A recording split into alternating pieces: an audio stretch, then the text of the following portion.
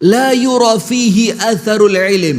Itu orang tua yang masuk tidak sedikit pun nampak seperti orang berilmu. Tidak, nampak seperti awamun nas, orang awam. Tapi ketika dia masuk, Imam Ahmad turun dari kursi kebesarannya, kemudian Imam Ahmad hampiri dia, dipegang tangannya dan diantarkan untuk duduk di kursi kebesarannya Imam Ahmad.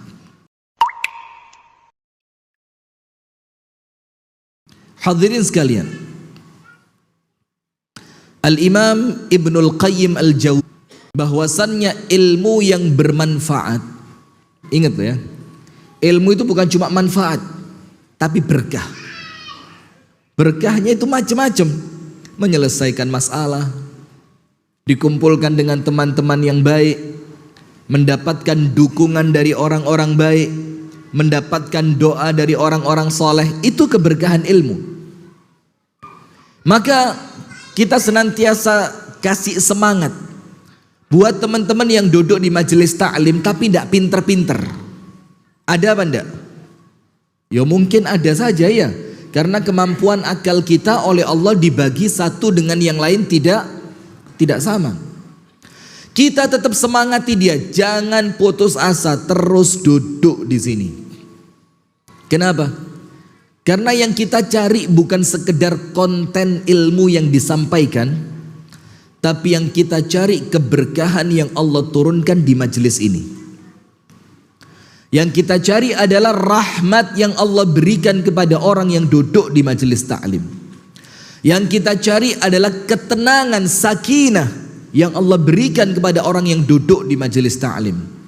Yang kita cari adalah nama kita dikenal oleh para malaikat. Dan penting nama dikenal itu, sehingga ketika nanti kita akan meninggal dunia, itu para malaikat mengenal kita. Kemudian malaikat-malaikat Allah akan silih berganti meringankan kita. Itu keberkahannya majelis ta'lim. Nah, maka dengan itu hadirin, Al-Imam Ibnul Qayyim Al-Jawziyah mengatakan ilmu yang manfaat, ilmu yang baik, ilmu yang barakah itu memiliki 3 buah. Kurang 1 tidak boleh, wajib 3. Memiliki berapa? 3. Nah maka sekarang ayo kita muhasabah, cek. Sebagaimana ibundanya Al-Imam Sufyan Ats-Tsauri ketika nyuruh anaknya untuk pergi sekolah. Ya bunayya ukhruj utlubil ilm. Nak, keluar cari ilmu. Umurnya baru 6 tahun. Terus ibunya bilang apa? Wa idza katabta asyrata ahruf. Kalau kamu sudah menulis 10 ilmu, cek di dalam dirimu. Apakah semakin takut kepada Allah? Apakah akhlakmu semakin baik? Apakah jalanmu semakin tawadhu? Kalau tidak, farji'. Kalau kamu tidak dapat itu, pulang aja. Pulang. Kenapa? Fa inna ilmaka yadhurruk wa la yanfa'uk. Karena ilmu yang kamu cari akan semakin mendatangkan mudarat dan tidak mendatangkan manfaat. Dan mohon maaf, ini yang nampaknya sekarang umum di kalangan penuntut ilmu. Ilmunya bagus, akhlaknya hancur. Ilmunya bagus, ngelihat orang lain matanya meremehkan. Maka kita harus jaga mata kita ini dari 3 pandangan. Ini perhatiin ya, kita jaga mata ini dari 3 pandangan. Nomor 1, ihtiqaran lil muslimin, memandang rendah orang Islam, tidak boleh. Abu Bakar mengatakan, As-Siddiq radhiyallahu taala anhu ardahu, la tahqiranna saghiral muslimin. Fa inna saghiral muslimin indallahi kabir. Jangan sampai kamu memandang remeh orang Islam yang paling rendah. Kenapa? Karena orang Islam yang paling rendah di sisi Allah dia mulia. Karena kalau tidak mulia, Allah tidak akan kasih hidayah buat dia. Maka tidak boleh. Jadi jaga pandangan dari memandang rendah kaum muslimin. Hati-hati, dan ini banyak kejadian. Belum ngaji. Bahkan kadang-kadang kita ini yang sudah duduk di majelis taklim itu ketika ngelihat orang yang dilihat dua, jenggot sama ujung kain. Astagfirullah. Astagfirullah. Coba lihat, sepanjang itu cari ilmu kesimpulannya cuma dua, jenggot dan ujung kain. Kalau ilmu cuma jenggot sama ujung kain, tidak perlu Imam Malik cari ilmu sampai puluhan tahun. Tidak perlu Imam Syafi'i cari ilmu sampai puluhan tahun. Tidak perlu Imam Bukhari sampai gurunya lebih dari 1000. Faham? Nah, maka yang pertama, jangan memandang kaum muslimin dengan pandangan hina. Nomor 2, jangan engkau arahkan pandanganmu untuk melihat auratnya orang Islam. Walaupun dia buka. Kadang-kadang kita kan, oh dia yang buka kok. Anak bukan sengaja mau lihat dia. Lah. Hatta dia yang buka, antum punya kewajiban untuk memuliakan dia dengan tidak melihat auratnya. Jadi jangan sembarangan. Orang Islam itu dimuliakan sama Allah. Tidak boleh kita hinakan mereka. Kita ini sekarang diajari di majelis taklim untuk ngelihat rendah orang yang tidak semajelis dengan kita, untuk memandang hina orang yang tidak sejalan dengan kita, padahal muslim. Antum membuka kitab akidah, silakan buka di sana. Ada yang namanya Ahlul Qiblah. Coba yang belajar akidahnya sudah sampai sana. Ini kadang-kadang masalahnya belajar akidah baru muqaddimah sudah khatam. Iya, baru muqaddimah sudah bosen, sehingga tidak sampai akhir. Dan antum cek di channel YouTube kami, sampai sekarang masih ada kajian kitab Tauhid Syekh Muhammad At-Tamimi. Dan 2 tahun yang lalu antum cek juga di YouTube, itu kita khatamkan kitab Tauhid. Kita khatamkan. Jadi 10 hari terakhir, waktu itu rencananya kita mau i'tikaf, bikin program khataman kitab. Ternyata waktu itu awal-awal corona, sehingga karena masjid kami masjid Muhammadiyah, waktu itu prokesnya ketat. Jadi sama takmir dibilang, udahlah Ustadz kita cari aman dulu. Ayo kita i'tikafnya di rumah masing-masing. Ya udah, kita sami'na wa ata'na. Tidak boleh jadi orang itu ikut tapi merongrong. Tidak boleh. Antum kalau ikut harus nurut. Ikut harus taat. Kalau tidak mau taat sekalian tidak usah ikut. Kita ini kadang-kadang jadi duri dalam daging. Sok-sokan mau ikut tapi diatur tidak mau. Ada yang begitu. Udah umum ini penyakit nasional ini. Nah sudah, maka akhirnya kita i'tikafnya di studio. Kebetulan kita bikin studio, ada kamera segala macam, ada AC.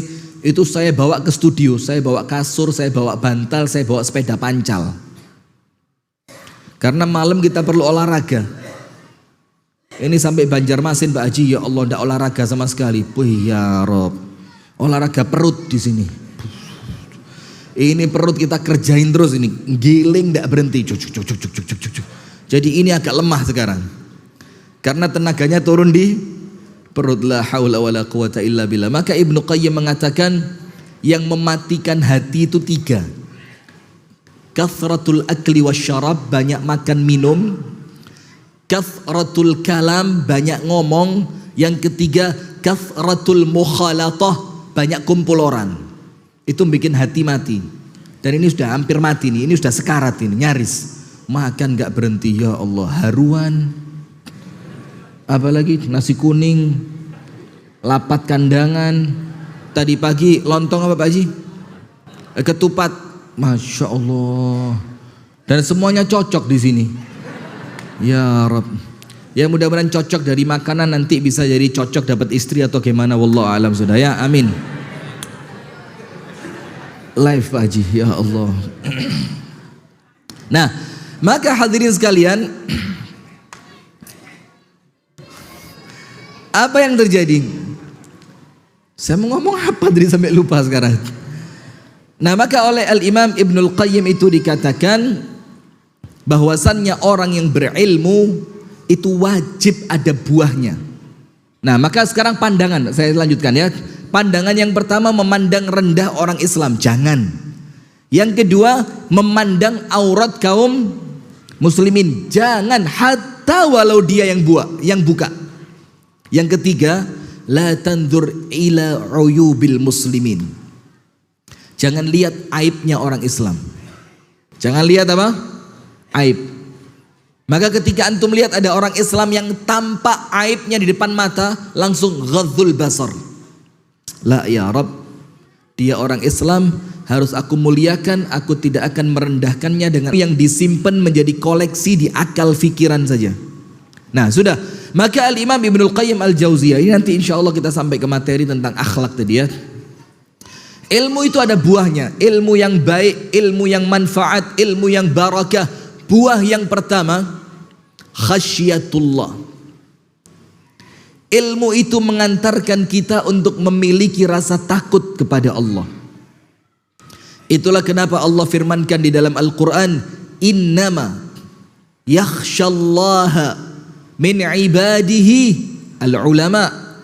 Hanya para ulama. Seorang laki-laki tua masuk. Saya salah makan apa barusan? Laki-laki tua masuk. Apa tadi di belakang masak apa itu? Mana yang masak 3 orang tadi? Tanggung jawab. Apa itu namanya? Kolak apa itu? Ada kolak. Mana 3 orang yang masak tadi? Ya Allah, tanggung jawab antum ya. Ini perjalanan masih sampai Selasa ini. Sudah? Maka masuk laki-laki tua. La yura fihi atharul ilm. Itu orang tua yang masuk tidak sedikit pun nampak seperti orang berilmu. Tidak, nampak seperti awamun nas, orang awam. Tapi ketika dia masuk, Imam Ahmad turun dari kursi kebesarannya. Kemudian Imam Ahmad hampiri dia, dipegang tangannya dan diantarkan untuk duduk di kursi kebesarannya Imam Ahmad. Lalu Imam Ahmad duduk di bawah. Tidak lama setelah itu, laki-laki tua ini tidak ngomong, gak ada bepandir sama sekali. Mulai ya. Walau kalimah, walaupun satu kata. Ketika laki-laki itu mau keluar, sama Imam Ahmad diantar lagi sampai pintu masjid. Kemudian Imam Ahmad kembali duduk di kursinya. Murid-muridnya tanya, ya Imam, manhu? Siapa dia? Kami tidak mengenalnya. Dan tidak tampak padanya pakaian-pakaian ilmu. Tidak kelihatan. Maka orang berilmu itu segi pakaian pun harus diatur. Betul tidak? Karena bukan sekedar supaya dilihat berilmu, tapi dia menghargai apa yang dia bawa. Maka saya punya guru, tidak saya sebutkan namanya ya. Itu kalau ngajar keras banget. Keras. Dia mukul-mukul betulan. Tapi pukulan pendidikan ya. Bukan pukulan kemarahan atau hukuman, tidak, tapi pendidikan. Kemudian dia bilang apa? Saya pukul kalian bukan untuk kalian hormati saya, enggak. Tapi saya pukul kalian untuk supaya kalian tahu keutamaan apa yang sedang saya bawa di hadapan kalian, yaitu ilmu. Maka saya tidak ingin kalian meremehkan ilmu yang saya bawa. Kalau kalian remehkan, silahkan di luar majelis ilmu, kata beliau. Tapi di majelis ilmu saya tidak akan kasih kalian kesempatan untuk meremehkan ilmu yang saya bawa. Begini. Sudah? Maka Imam Ahmad ditanya, siapa laki-laki tua tadi? Apa Imam Ahmad katakan? Indahu ra'sul ilm. Itu laki-laki tua tadi. Dia punya bukan sekedar ilmu. Tapi apa? Dia punya induknya ilmu. Dia punya kepalanya ilmu. Terus ditanya, wa ma ra'sul ilmi ya imam?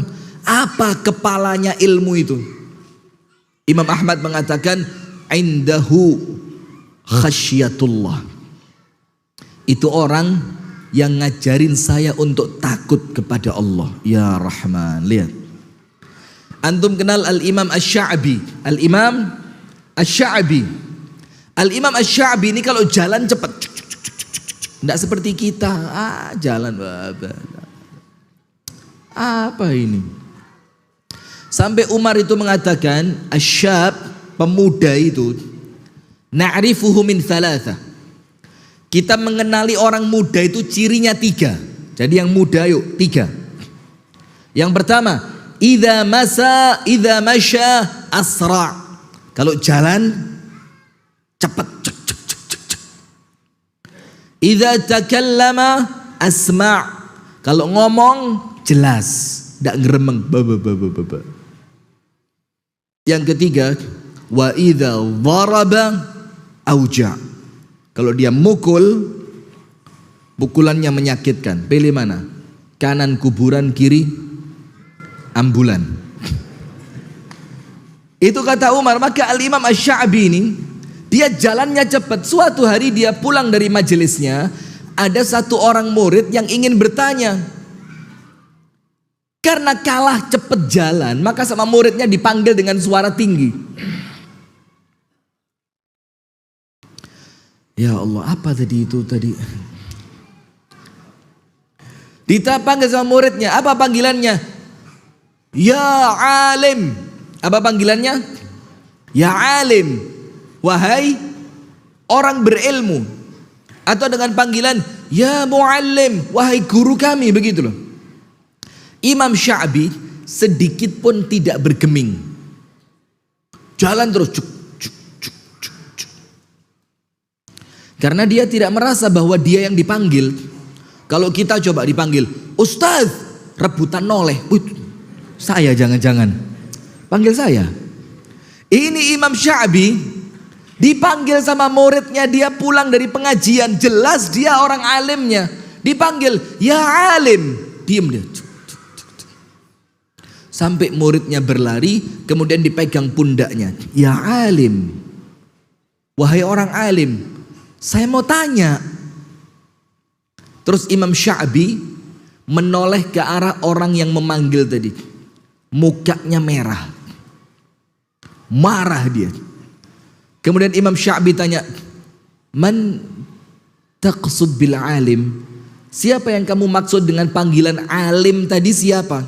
Dibilang, anta qasdi, kamu yang saya maksud. Apa kata Imam Sya'bi? Lastu ana, bukan saya. Subhanallah, lihat. Terus Al-Imam Asy-Sya'bi mengatakan, innamal alimu may yakhshallah. Orang alim itu adalah mereka yang punya rasa takut kepada Allah. Subhanallah. Nah, maka itu buah ilmu yang pertama, memunculkan apa? Khasyatullah. Tidak dilihat istri, tetap takut sama Allah karena Allah yang lihat. Antum tahu di zaman Umar bin Al-Khattab ya, seorang perempuan sama ibunya disuruh nyampur susu dengan air, tahu kan? Dibilang, lah ibu jangan. Ibunya bilang, loh kita tidak cukup kalau susu sedikit, campur biar kita dapatnya nanti uang banyak. Dibilang, Amirul Mukminin melarang. Ibunya bilang apa? Wa aina Amirul Mukminin hatta yarana. Terus kan Amirul Mukminin gak ada, dia gak bisa ngelihat kita kan. Terus anak perempuannya bilang apa? Sekiranya Amirul Mukminin tidak melihat kita, fallahu rabbu amiril mu'minina yarana. Maka dia Allah, Tuhannya Amirul Mukminin ngelihat kita. Coba lihat, dari ibu itu Umar menikahkan dia dengan putranya. Lahir dari dia seorang anak, dan kemudian anak itu punya anak lagi, berarti cicitnya Umar yang namanya siapa? Umar bin Abdul Aziz. Dari seorang ibu yang memiliki rasa takut kepada Allah. Nah, itu dalam Islam yang namanya hasab. Hasab itu ini anak turunannya siapa? Pasti ada nanti kena seperti leluhurnya. Nah, sudah. Yang kedua, apa buah ilmu yang kedua yang dikatakan oleh Al-Imam Ibnul Qayyim Al-Jauziyah? Al-Imam Ibnul Qayyim Al-Jauziyah mengatakan buah ilmu yang kedua huwal amal. Apa? Amal.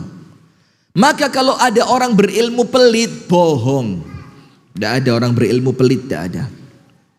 Kemana ilmu sedekah yang dia pelajari? Kemana yakinnya kepada Allah bahwa sedekah akan Allah ganti? Terus duduk di majelis taklim hanya didik antum untuk jadi orang pelit? Mau ngapain? Nggak usah pakai belajar untuk jadi orang pelit. Antum duduk di sini dididik supaya jadi orang yang paling dermawan.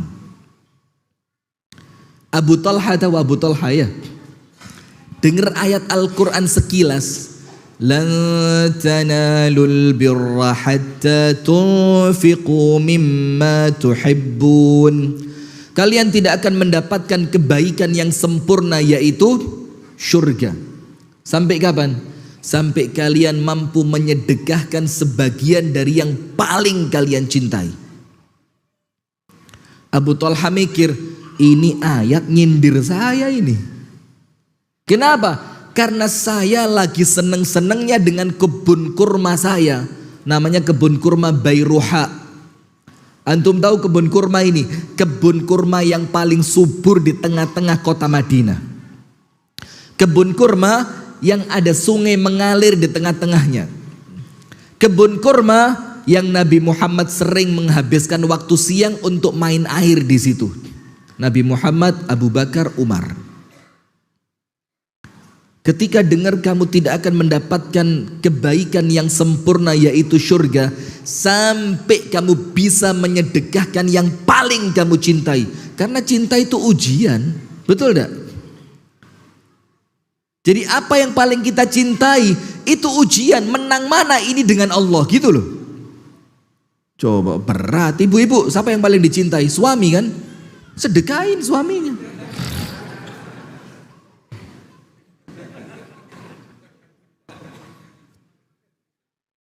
Disedekahkan tenaganya untuk masjid. Nah, dikira apa? Mikir macam-macam. Sedekahkan waktunya untuk umat. Begitu. Bukan sedekah dikasihin perempuan lain. Jangan. Tapi kalau boleh enggak apa-apa. Sudah. Maka Abu Talha ini langsung dengar, oh ini aku sedang cinta-cintanya sama kebun Bairuha.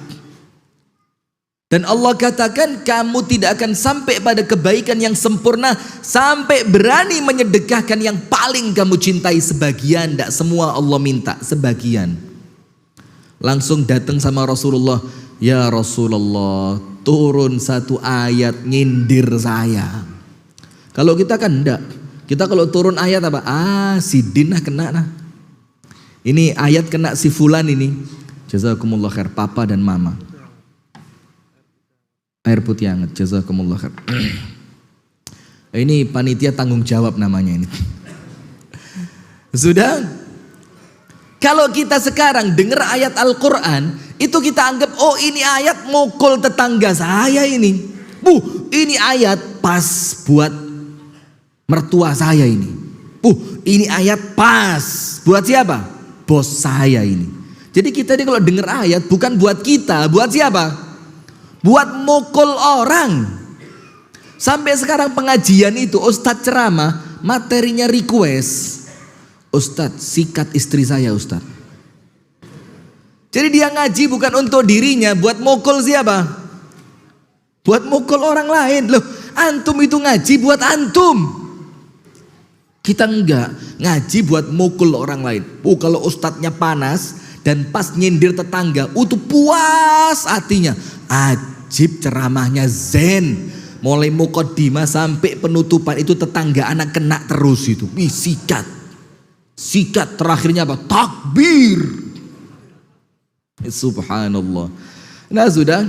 Maka ini Abu Talha langsung datang sama Rasulullah. Dia bilang apa? Ya Rasulullah, ini hartaku yang paling aku cintai, kebun Bairuha. Terus bagaimana? Sudah ya Rasul, saya sedekahkan untuk Allah. Subhanallah. Lihat, ini loh ilmu. Baru dengar satu ayat langsung praktek. Kita berapa ayat yang kita dengar? Berapa? 30 juz. Kenapa? Kok nggak ada bunyi-bunyi tidwalah apa? Sudah azan. Baik-baik. Ini saya sampaikan untuk perhatian buat kita bersama ya. Jadi suatu hari Syekh Muhammad bin Saleh Al-Utsaimin rahimahullah itu jalan dari hotel mau ke Masjid Nabawi dengan satu orang muridnya, orang Yogyakarta, Ustadz dari Yogyakarta, namanya Ustadz Ridwan Hamidi. Kemudian tangannya dituntun begitu, dipegang. Kemudian Ustadz Ridwan Hamidi ini memanfaatkan momen itu untuk banyak bertanya, sampai terdengar adzan subuh dari Masjid Nabawi. Maka Ustadz Ridwan Hamidi ini menganggap ini momen penting, saya harus manfaatkan untuk bertanya dalam keadaan walaupun sudah terdengar adzan. Maka sama Syekh Utsaimin tangannya dipukul, pak. Dibilang apa? Ajibin nida. Dengarkan dan jawablah adzan. Wala tatakallam, jangan bicara. Kemudian setelah beliau mendapatkan nasihat itu dari Syekh Utsaimin, beliau mulai cari-cari, kenapa tidak boleh ngomong ketika adzan. Jadi saya lihat banyak yang, ternyata ada ucapan dari Syekh Al-Imam An-Nawawi, Al-Imam An-Nawawi. Dan ini bukan ulama kecil, ini ulama besar. Imam Nawawi mengatakan apa? Yukhsha. Yukhsha itu apa? Dikhawatirkan. An yakhtimallahu bisu'il khatimati man takallama 'inda sama'il adhani. Dikhawatirkan akan Allah tutup dengan su'ul khatimah, orang yang senang berbicara ketika mendengar azan. Jadi tidak macam-macam loh ini. Jadi ancamannya itu apa? Su'ul azan. Jadi ini bukan remeh. Dan saya sampaikan ini untuk saya pribadi dan untuk hadirin sekalian. Hadirin sekalian yang dirahmati oleh Allah, kita lanjutkan. Maka Abu Talha tadi langsung menyedekahkan kebun Bairuha yang paling dia cintai. Itu namanya ilmu berbuah amal. Itulah kenapa dari sini kita mengerti Qur'annya berapa ayat? Berapa ayat? 10. La yatajawazuha, tidak akan melewati 10 ayat ini hatta hafidhaha wa fahimaha wa amila biha. Mereka tidak akan melewatkan 10 ayat yang pertama untuk 10 ayat yang berikutnya sampai mereka hafal, mengerti dan mampu mengamalkan. Kenapa begitu? Karena ilmu ini nanti sama Allah ditanya, wa an ilmihi madza amila bih. Ilmunya dipakai amal apa? Jadi ilmu ini bukan sekedar pemanis bibir, penyenang telinga, penyenang mata, koleksi kitab. Lah. Ilmu ini untuk menggerakkan kita di dalam amal. Maka buah ilmu yang kedua apa? Amal. Karena hadirin, perhatikan. Tidak ada kemuliaan dari ilmu kecuali ilmu itu mendekatkan kita kepada Allah. Dan kedekatan kepada Allah tidak didapatkan kecuali dengan amal. Berarti ilmu membuahkan amal, dan ilmu yang berbuah amal akan memunculkan kedekatan kepada Allah. Dan itu membanggakan. Antum dekat sama gubernur Kalsel aja bagaimana? Oh, tiap naik mobil diceritain. Ulun hanyar hajak ketemu lawan gubernur nih. Itu ceritanya tidak berhenti. Padahal baru ketemu siapa? Gubernur. Merasa dekat dengan gubernur. Itu membanggakan.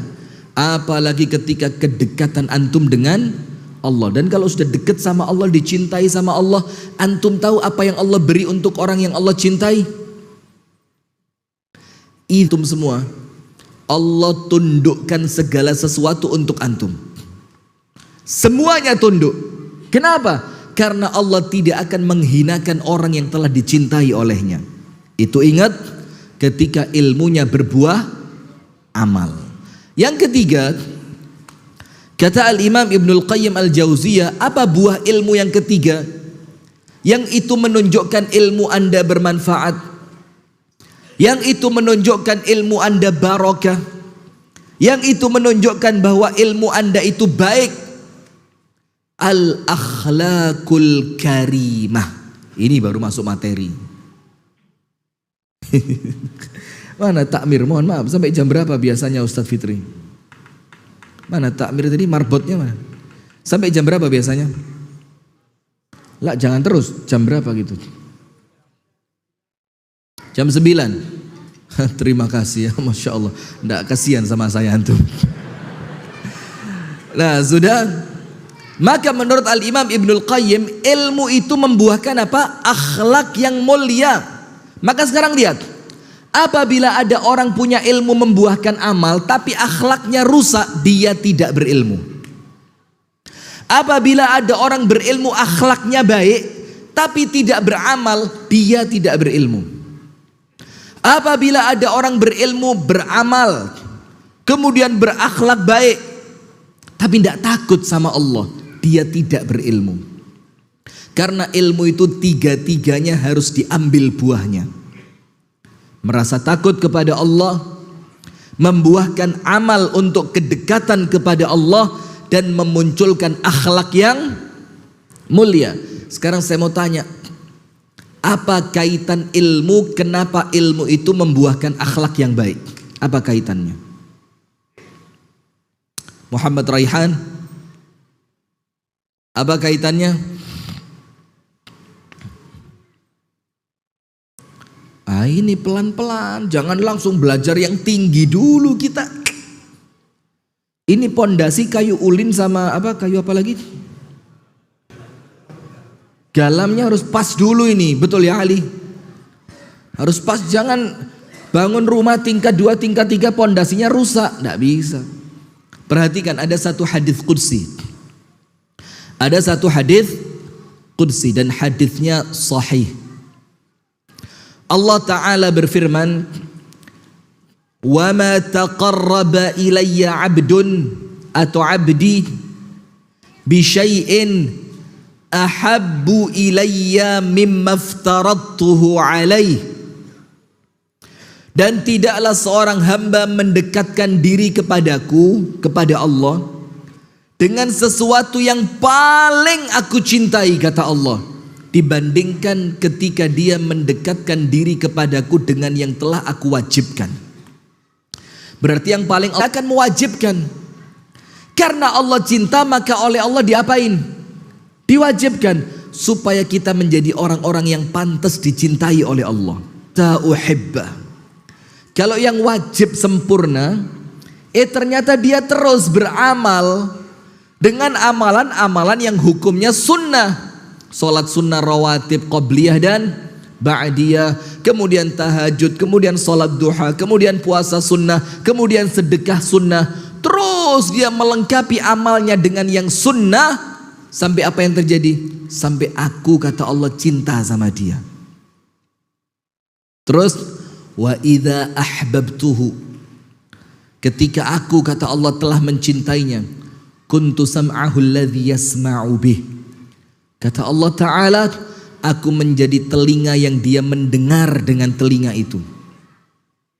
Wa basarahu alladhi yubsiru bih, dan aku menjadi mata yang dia melihat dengannya. Damahu alladhi yamshi bihi, dan Allah menjadi kaki yang dia melangkah dengannya.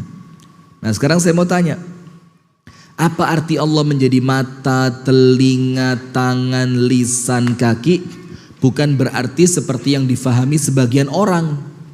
Ada orang salah faham, dibilang manunggaling kawula Gusti.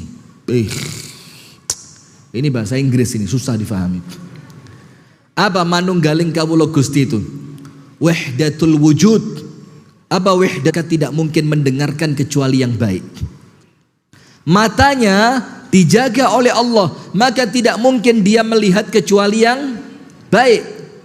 Lisannya dijaga oleh Allah, maka tidak mungkin mengucap kecuali yang baik. Tangannya dijaga oleh Allah, tidak mungkin menyentuh, melakukan kecuali yang baik. Kakinya dijaga oleh Allah, mustahil melangkah ke tempat yang haram. Kenapa? Karena dia telah dicintai oleh Allah. Nah, ini buahnya ilmu. Maka ketika orang berilmu, dia beramal yang amalnya dia mendatangkan cintanya Allah. Kalau dia dicintai Allah, seluruh tubuhnya terjaga. Saya mau tanya, kalau orang tubuhnya terjaga dan Allah yang menjaga, mana mungkin akhlaknya buruk? Tidak mungkin. Pasti akhlaknya apa? Baik. Nah, sekarang saya akan sebutkan beberapa hadis yang singkat saja untuk supaya kita tahu ternyata akhlak itu mempengaruhi surga atau neraka kita. Hati-hati. Yang pertama, saya sampaikan dulu ucapan Al-Imam Ibnul Qayyim Al-Jauziyah. Al-Imam Ibnul Qayyim Al-Jauziyah mengatakan, ad-din, agama ini, kulluhu khuluq, keseluruhannya akhlak. Jadi agama ini seluruhnya apa? Al-khuluqi faqaka fid din. Jadi tidak boleh hafalan Qur'annya, hafalan hadisnya, rawadul rumah masjid, rumah masjid, tapi sama tetangga nggak kenal. Lah, bukan itu agama. Akhlak. Maka siapapun yang mengungguli dirimu dalam urusan akhlak, maka dia mengunggulimu di dalam agama. Coba Rasulullah sallallahu alaihi wasallam perhatikan. Apa pujian Allah kepada Nabi Muhammad? Sesungguhnya engkau wahai Muhammad, kata Allah Ta'ala, engkau wahai Muhammad sallallahu alaihi wasallam, la ala khuluqin azim, di atas budi pekerti yang paling agung, yang paling luhur. Itu Nabi Muhammad. Kemudian ayat yang lain, apa Allah katakan di dalam Al-Quran tentang Nabi besar Muhammad sallallahu alaihi wa alihi wa sahbihi wasallam? Dikatakan di sana oleh Allah Subhanahu wa taala, fabima rahmatin min rabbika linta lahum, maka karena rahmat Allah engkau bisa berlemah lembut kepada mereka. Jadi akhlaknya Nabi Muhammad apa? Layyin. Layyin itu apa? Perangainya itu lembut, sama orang merangkul. Kalau bahasa Inggrisnya itu humble. What the meaning of humble? Humble. Humble itu blater, gampang akrab sama orang lain, ketemu bakal asik gitu loh. Itu Rasulullah. Terus Allah katakan apa? Fabima rahmatin min rabbika linta lahum, engkau lembut kepada mereka karena rahmatnya Allah. Terus Allah katakan, walau kunta faddan ghalidhal qalbi, dan hatimu keras kepada mereka, mereka akan pergi dari sekitarmu. Saya mau tanya, kalau orang lain pergi, Nabi Muhammad dakwah sama siapa? Hah? Berarti kita itu diperintahkan lembut kepada siapa? Orang-orang yang kita akan berdakwah kepada mereka. Kalimatnya yang pas, ucapannya yang menyenangkan, dalil-dalil yang dibawa jangan terlalu merepotkan, bikin orang pusing. Alaihi wasallam. Bahkan dalam akidah kita Ahlu Sunnah wal Jamaah itu diyakini Nabi Muhammad lebih tampan dibanding Nabi Yusuf. Nabi besar Muhammad adalah orang yang paling harum, wangi. Sampai antum tahu keringatnya Nabi Muhammad itu. Dalam kitab Syama'il Muhammadiyah milik Al-Imam Tirmidzi, itu dikatakan salah satu sifatnya Nabi Muhammad itu arraq. Arraq itu banyak keluar keringat. Jadi orang itu banyak keringat sampai badannya bersih. Maka ketika Nabi Muhammad istirahat siang di rumah salah seorang istrinya, itu netes keringat dari pipinya. Maka oleh istrinya apa? Diambil tempat, dibikin tempat tetesan keringatnya Nabi Muhammad. Setelah Nabi Muhammad SAW bangun, ditanya, mahadha, apa ini? Dibilang apa? Linukhallita biha miskana. Ini keringatmu ya Nabi, kami gunakan untuk mencampur minyak wangi kami. Subhanallah. Orang paling wangi. Dan manusia yang paling indah secara mutlak, paling tampan, paling wangi, paling indah. Perawakannya itu proporsional. Itu pun yang tampan, yang wangi, yang indah. Kalau kasar, Allah bilang manusia pergi. Lah kita ini bau, jelek, mau kasar, mau dakwah sama siapa? Dakwah lawan warik kah? Tidak bisa mau dakwah sama siapa kita. Itu yang tampan saja, itu yang wangi saja, itu yang indah saja. Allah bilang kalau kamu keras manusia pergi. Sayangnya sekarang kita ini yang mengatakan dakwah kita di atas kebenaran, kita kasar sama orang. Kita tidak santun sama masyarakat. Kita tidak kumpul dengan mereka. Padahal Nabi Muhammad mengatakan apa? Alladzi yukhalitun nas wa yasbir ala adahum khairun minalladzi la yukhalitun nas wa la yasbir ala adahum.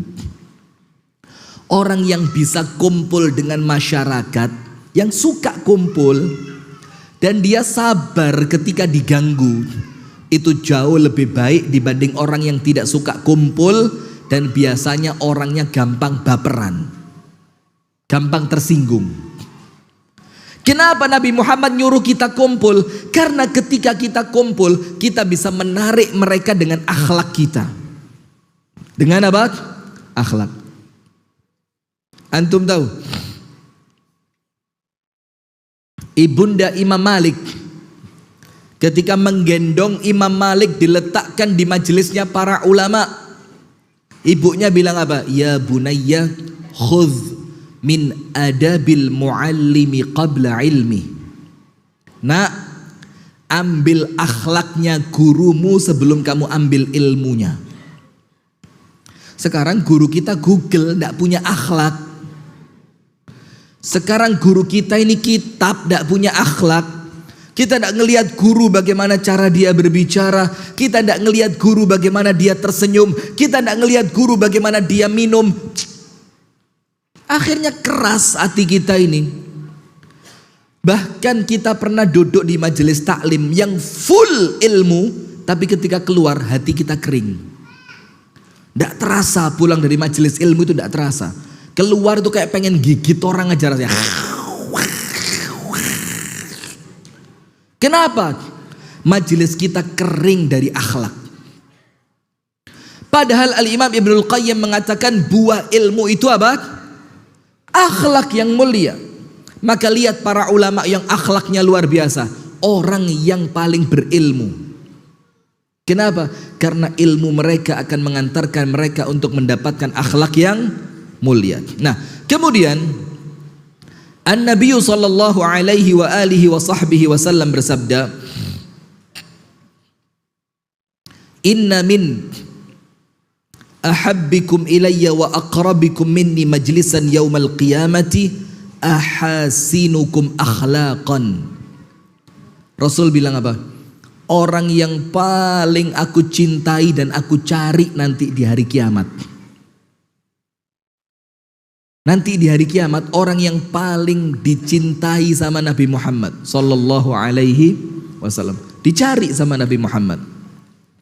Dan yang paling dekat tempat duduknya bersama saya, kata Nabi Muhammad, nanti di hari kus bacaan Qur'annya. Bukan yang paling fasih bahasa Arabnya. Bukan yang paling banyak koleksi kitab hadisnya. Bukan yang paling sering datang ke majelis ta'limnya. Tapi Rasul bilang orang yang paling menarik hatiku untuk mencintainya dan yang paling aku dekatkan kepadaku nanti di hari kiamat, yaitu mereka yang paling baik akhlaknya. Sampai antum tahu, iman itu kan diibaratkan seperti lingkaran. Maka ketika iman itu seperti lingkaran, maka dia ada bagian-bagiannya kan. Kalau akhlaknya hilang, hilang sebagiannya. Rasa malunya hilang, hilang sebagiannya, kan begitu. Kemudian senyumnya hilang, hilang sebagiannya. Maka orang yang paling lengkap imannya itu dikatakan oleh Rasulullah sallallahu alaihi wa alihi wasallam, akmalul mu'minina imanan, orang yang paling sempurna imannya. Coba lihat antum, orang yang paling sempurna keimanannya siapa dia? Ahsanuhum khuluqan, yaitu orang yang akhlaknya paling baik. Jadi akhlak ini pertaruhan iman. Tidak macam-macam. Ini akhlak, senyum kepada orang lain, mengucapkan salam kepada orang lain, tawadhu kepada orang Islam, tidak merasa lebih baik di hadapan orang lain. Yang iman ini modal di dalam 3. Jadi kalau antum punya yang 3 ini, berarti anak. Tidak ribet. Badlun nada. Apa badlun nada? Gemar membantu. Itu orang yang akhlaknya cakep. Gemar membantu. Alhamdulillah kita di Muhammadiyah ini tidak kurang-kurang ya. Rumah sakit, ambulan, bantu. Masya Allah, Masya Allah, tabarakallah. Gemar membantu. Itulah kenapa Allah katakan dalam Al-Quran tentang Nabi Musa. Tahu Nabi Musa? Nabi Musa tahu Nabi Musa. Itu ketika lari dari Fir'aun sampai di negeri Madian, duduk di bawah pohon, kelaparan, tidak tahu harus pergi kemana, tidak kenal seorang pun. Nabi Musa perlu pertolongannya Allah. Apa yang Nabi Musa lakukan?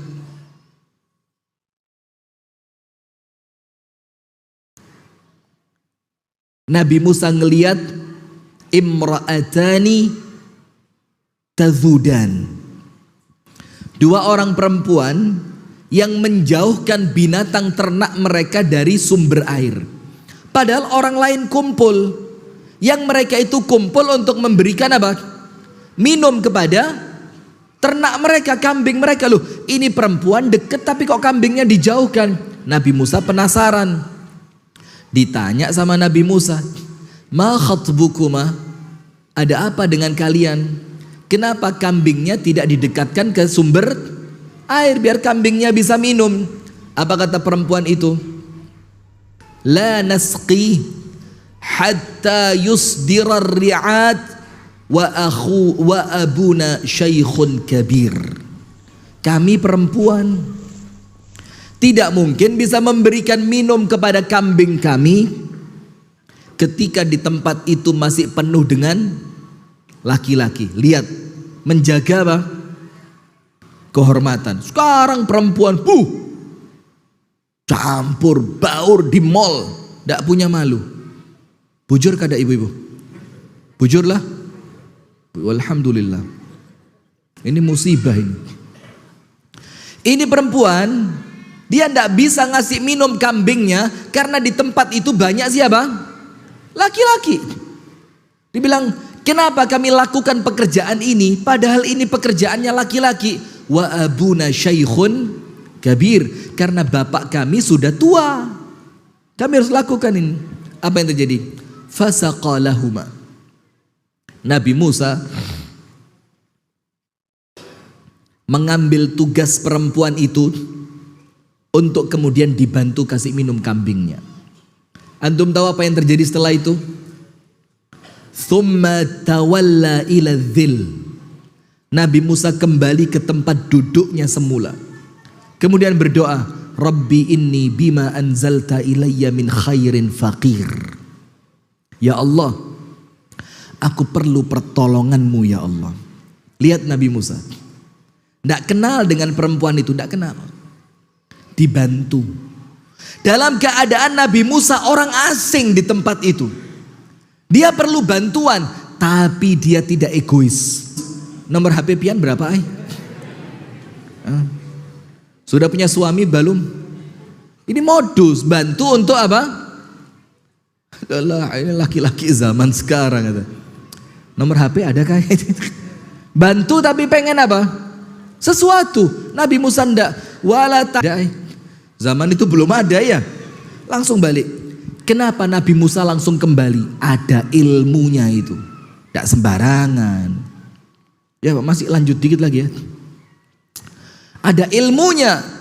Kenapa Nabi Musa langsung kembali? Itu adab. Itu apa? Adab. Setelah antum selesai bantu orang lain, jangan keliling di tempatnya orang yang antum bantu, malu dia. Maka Nabi Musa jaga perasaan perempuan itu. Setelah dibantu langsung pergi. Kenapa? Karena antum harapkan balasan dari dia atau dari Allah. Innama nut'imukum liwajhillah la nuridu minkum jazaa'an wala syukura. Saya bantu kalian, kasih makan kalian karena Allah. Saya tidak minta ucapan terima kasih wala balasan. Saya tidak minta. Maka Nabi Musa kembali. Antum tahu setelah Nabi Musa kembali berdoa, ya Allah aku butuh pertolonganmu. Langsung perempuan itu balik. Dibilang apa? Inna abi yad'uka liyajziyaka ajra ma saqaita lana. Bapakku manggil kamu untuk terima kasih. Selesai urusan. Kenapa begitu? Innallaha fi aunil abdi. Maka pada hakikatnya ketika antum bersedekah untuk orang lain, itu antum sedang nolong diri sendiri. Pada hakikatnya ketika antum membantu orang lain, antum sedang membantu diri sendiri. Maka jangan merasa berjasa lah. Kenapa? Saya sedang menarik pertolongannya Allah lewat kamu. Ketika antum bersedekah, saya sedang narik sedekahnya Allah lewat sedekahku kepadamu. Maka antum terima kasih kepada orang yang mau antum kasih. Bukan orang yang dikasih terima kasih sama yang memberi. Kita butuh kepada orang yang mau dikasih. Coba nanti di hari kiamat apa? Tidak mau saya. Justru kalau kamu mau tak kasih punya saya. Maka mumpung ini masih ada. Maka orang baik itu badlun nada. Seneng apa? Berhenti tanya, kenapa? Bisa saya bantu? Atau ada yang mungkin mau saya ajak? Mungkin kalau bensinnya habis kita beli dulu, kita kembali ke sini. Begitu. Sampai antum tahu apa itu iman yang paling rendah, menyingkirkan gangguan dari. Terus ngaku imannya paling kuat. Kuat dari mana? Dul. Padahal itu iman yang paling rendah. Imatatul adza 'anit tariq. Tapi balasannya apa? Surga. Antum tahu ceritanya seorang laki-laki lewat di jalan, kemudian di jalan itu ghusna syauk. Ada ranting berduri. Terus sama laki-laki itu diambil. Ini dipinggirkan sama dia. Apa di dalam hadisnya disebutkan? Syakarallahu lahu wa adkhalahul jannah. Allah terima kasih kepada dia dan Allah masukkan dia ke dalam surga. Itu loh, akhlak itu menjadikan kita masuk surga. Perempuan, na'udzubillah, a'azzanallah wa iyyakum, nas'alullah as-salama wal afiyah, Allahumma asturna bisitrikal jamil. Pelacur. Kasih minum apa? Kasih minum apa? Anjing. Masuk mana? Masuk mana? Apalagi ngasih minum ustadz. Hah? Masuk ya? Ini sudah habis nampaknya ini. Begini, orang Arab bilang apa? Al-labibu bil isyarati yafhamu. Orang itu kalau cerdas, cukup dengan isyarat sudah ngerti. Jadi kalau suara sudah gini kayak tadi, itu tidak usah saya ngomong, ngerti dong, jai.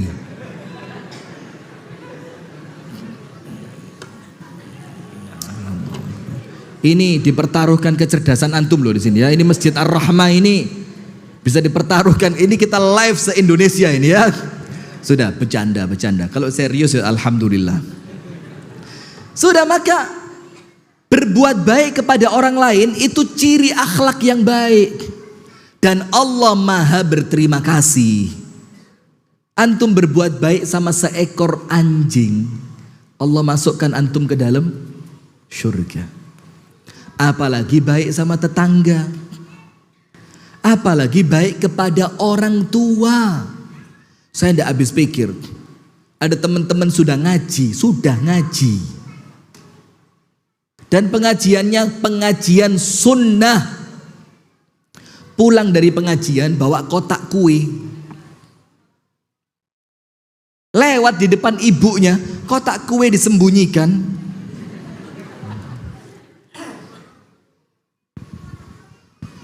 Mau dikasihin siapa? Istrinya. La haula wala quwata illa billah. Ya jahil, bungul banar.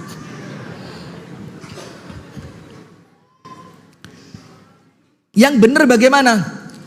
Buka itu kotak kue di depan ibumu, pilih mana yang pian suka, pian ambil dahulu.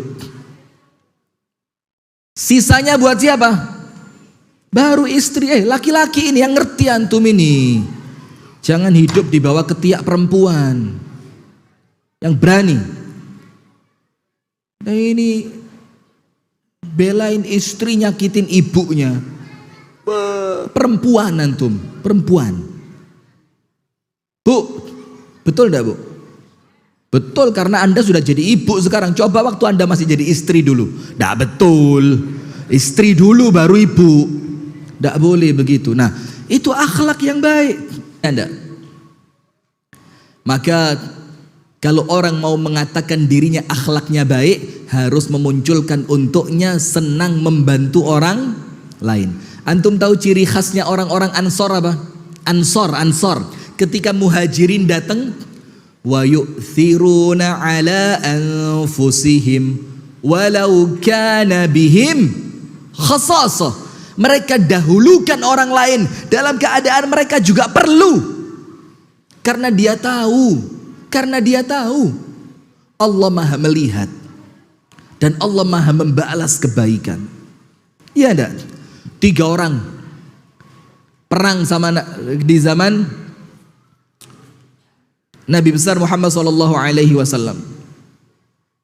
Salah satunya siapa? Ikrimah bin Abi Jahal. Ikrimah yang dulu Rasul bilang ketika Fathu Mekkah semua boleh dimaafkan. Salah satu yang tidak boleh siapa? Ikrimah. Ternyata masuk Islam jadi baik. Ketika selesai perang, ada 3 orang yang kehausan. Sudah datang mau orang kasih minum. Ketika dia mau minum, dengar temennya apa? Teriak kehausan. Dibilang apa? Lan ashrab. Saya tidak akan minum. Padahal dia kehausan. Kenapa? Dahulukan itu orang yang teriak itu. Kesian dia. Datang tukang kasih minum ke teman yang teriak tadi. Nah, mulai tanda-tanda ini. Oh, gelasnya juga. Kedua dengar orang ketiga teriak pengen minum. Dia bilang apa? Lan ashrabah. Saya tidak akan minum. Padahal kehausan, mau mati. Dibilang apa? Sampai saudara saya kamu kasih minum. Allahu Akbar. Setelah sampai pada orang ketiga, orang pertama yang tadi kehausan sudah tidak kuat lagi. Ketika orang ketiga mau minum, jazakumullah khair, surga antum, amin ya Allah, amin amin. Bi ghairi hisab wala azab, tanpa hisab tanpa azab, amin. Tetap putih tapi warnanya. Sudah, lala khalu. Sudah, akhirnya orang ketiga bilang apa? Saki itu pemberi minum. Saya tidak akan mau minum. Kenapa? Itu ada yang teriak, saya tidak mau kalau saudara saya masih butuh. Kasih sama dia dulu. Balik sama orang pertama meninggal. Balik sama orang kedua meninggal. Balik sama orang ketiga meninggal. Semuanya meninggal mati syahid dalam keadaan mendahulukan saudaranya sesama muslim. Kita mati rebutan sama orang lain. Ini mendahulukan orang lain. Khalas. Ini masih panjang tapi singkat sampai sini selesai. Yang kedua, apa akhlak yang baik itu?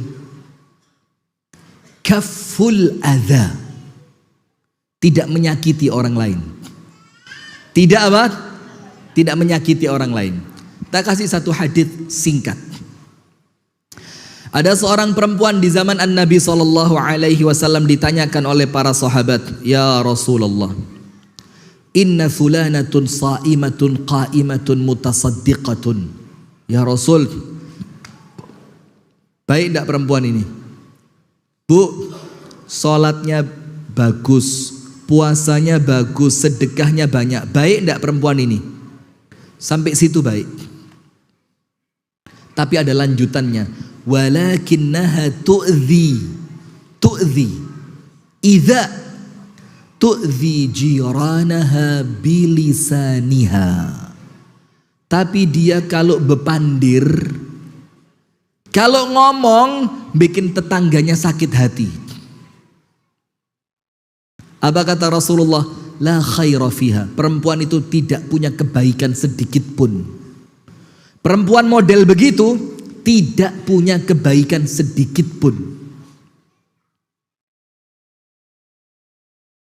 Terus Rasul tidak berhenti, dilanjutkan, hiya finnar. Perempuan itu tempatnya di neraka. Saya mau tanya, kemana sholatnya dia? Kemana puasanya? Kok masuk neraka? Semuanya rusak gara-gara mengganggu orang lain. Coba, ayo, yang merasa banyak ilmu. Maka Nabi Muhammad bilang. Kemudian dalam hadis ini dilanjutkan, ya Rasulullah, fulanatun ukhra, perempuan lain, yang lain dia. La tusalli illa al-maktubah, tidak pernah sholat kecuali hanya sholat fardu. Zuhur ya cuma 4 sudah. Tidak ada qobliyah, tidak ada ba'diyah. Maghrib, subuh, tidak ada qobliyah, tidak ada ba'diyah. Tidak pernah sholat duha, tidak pernah tahiyatul masjid, tidak pernah sholat tahajud apalagi. Lah, sholatnya cuma sholat wajib. Wala tasumu illa fi Ramadan, tidak pernah puasa sunnah kecuali hanya puasa Ramadan. Rame yang puasa, termasuk antum ya puasa, masya Allah. Ana doain puasa antum sama Allah diterima, amin. Sebelumnya beberapa kali kita Ayyamul Bid ya di Masjid Al-Mukhlisin, masjid mana lagi waktu itu? Ayyamul Bid, antum puasa. Ini perempuan tidak pernah. Wala puasa Arafah, wala puasa Muharram, Asyura, Senin Kemis, Ayyamul Bid, apalagi puasa Daud. La, tidak pernah. Dan ini perempuan dikatakan apa? Kalaupun dia bersedekah, kalaupun sedekah, itu sedekahnya hakir. Hakir itu apa? Kalau kotak itu lewat, mulai bunyikan kotaknya, kretek gitu. Itu bunyinya klotek. Keludik. Berapa? Receh. Tapi ini perempuan la tu'dhi jiranaha, tidak pernah nyakitin orang lain. Apa Rasulullah katakan? Hiya fil jannah, itu perempuan tempatnya di surga. Coba, ini yang seneng nutupin jalan dengan pot bunga yang besar. Ada di sini.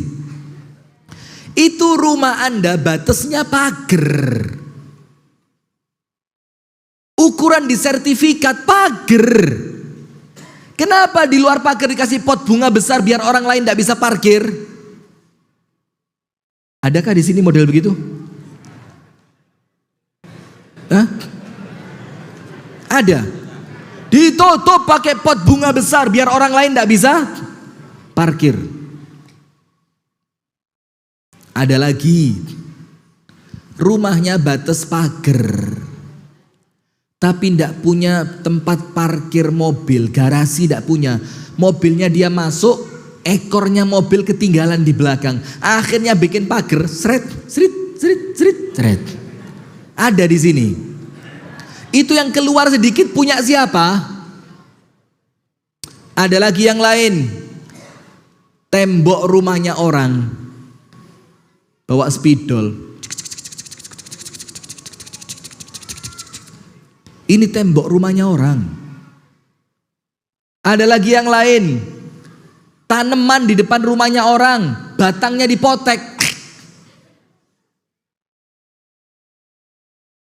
Ibu-ibu mulai rame pengalaman. Coba, ini ganggu orang lain enggak? Ganggu. Enggak boleh ganggu orang lain. Lihat hadisnya. Antum tahu hadis orang yang bangkrut, tahu kan? Salatnya apa? Baik. Puasanya baik. Baca Al-Quran, haji, umroh, puasa. Tapi apa? Mukul si fulan, fitnah si fulan, ngambil hartanya si fulan, menjatuhkan kehormatan si fulan. Apa Rasulullah katakan? Sampai di hari kiamat dia bangkrut. Kenapa? Mengganggu orang lain. Maka jangan. Saya pernah ngomong, hadirin, sudah lama, tidak tahu kapan sudah. Saya pernah ngomong begini. Tapi tolong jangan difahami salah ya. Tolong jangan difahami dengan salah. Begini, saya pernah ngomong begini. Silahkan Anda berdosa apapun kecuali dua. Jangan syirik dan jangan zalim kepada orang lain. Selesai surga Anda. Surga. Kenapa syirik? Allah katakan, innallaha la yaghfiru an yushraka bih wa yaghfiru ma duna dzalika liman yasha. Allah tidak akan mengampuni dosa syirik kalau orangnya meninggal sebelum tobat. Kalau orangnya tobat, Allah ampuni. Dan yang kedua, jangan melakukan apa? Jangan menyakiti orang lain. Kenapa? Karena Allah tidak akan mengampuni sampai orang yang bersangkutan memaafkan. Sementara saya mau tanya, minta maaf supan atau tidak? Supan benar, malu, gengsi. Sementara memaafkan ringan apa tidak? Berat. Dan kalau tidak selesai di dunia, nyangkut antum tidak bisa masuk surga nanti di akhirat. Maka dikatakan oleh para ulama apa? Orang yang punya masalah di dunia dan tidak selesai, nanti di hari kiamat pasti ketemu. Dan ketika ketemu di hari kiamat, tidak ada maaf ya, dulu saya nggak sengaja. Tidak ada. Immal hasanat wa imma sayyiat. Dalam kitab Min Akhlaqis Salaf milik Asy-Syaikh Ahmad Farid, dikatakan oleh para ulama salaf apa? Yang diambil oleh orang yang antum zalimi itu bukan pahala yang kecil, tapi pahala yang paling besar yang memungkinkan antum masuk surga. Itu yang diambil. Dan dosa yang akan antum tanggung dari orang yang antum zalimi itu bukan dosa kecil, tapi dosa yang paling memungkinkan dia masuk neraka. Na'udzubillah min dzalik. Maka jangan ganggu orang. Jangan. Apalagi apa? Nyebar paku di tengah jalan. Mobilnya orang ketusuk, paku. Fil akhir, terakhir yang ketiga. Apa akhlak yang baik itu? Talaqatul wajhi. Wajahnya berseri, menyenangkan. Sampai Rasul bilang apa? La tahqiranna minal ma'rufi syai'a. Jangan sampai kalian meremehkan kebaikan sekecil apapun. Walau an talqa akhaka biwajhin talq. Walaupun sekedar kalau ketemu saudara muka bagaimana? Ceria, sumringah, menyenangkan. Ahlan, apa kabar? Baik ya, khair, masya Allah, mudah-mudahan sehat. Menyenangkan. Antum tahu Jabir ibnu Abdullah radhiyallahu taala anhu, dia mengatakan dalam hadis yang sahih, ma laqiya bi Rasulullah sallallahu alaihi wasallam mundu an aslamtu illa tabassama fi wajhi. Aku tidak pernah ketemu Nabi Muhammad mulai aku masuk Islam, kecuali aku lihat Nabi Muhammad tidak pernah putus dari senyum. Tidak pernah putus dari apa? Senyum. Kita ini begini.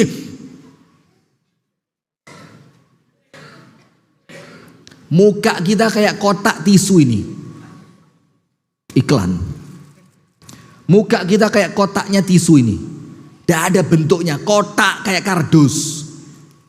Dilihat orang itu tidak ada manis-manisnya. Ngelihat orang menantang tapian lawan ulun. Wih, cuy. Kalau satu masjid, wah, apa ini? Orang itu akhlaknya baik, talaqatul wajh, mukanya apa? Berseri. Nah, maka mulai sekarang kalau ketemu orang Islam, mukanya harus apa? Berseri, yang menyenangkan. Jangan memasang wajah permusuhan. Barakallahu fikum. Itu yang dapat kami sampaikan. Alhamdulillah, ceramah yang singkat ini kami sampaikan. Ya, sekitar 30 menit saja ya dari tadi. Mudah-mudahan ada manfaatnya. Kurang lebihnya saya mohon maaf. Dan saya doakan insya Allah semua jamaah yang hadir dan semua pemirsa yang menyaksikan, mudah-mudahan sama Allah semuanya dosanya diampuni. Amin ya rabbal alamin. Dan semua amal ibadah kita oleh Allah diterima. Amin ya rabbal alamin. Dan semua yang sakit oleh Allah diberikan kesembuhan. Amin ya rabbal alamin. Dan semua yang punya cita-cita, yang punya harapan oleh Allah dimudahkan untuk mencapainya. Amin. Dan semua yang masih memiliki hutang, kita berdoa kepada Allah agar Allah yang maha kaya melunaskan hutangnya. Amin ya rabbal alamin. Kita tutup dengan doa kafaratul majlis. Subhanakallahumma wa bihamdika ashhadu an la ilaha illa anta astaghfiruka wa atubu ilaik. Kurang lebihnya mohon maaf.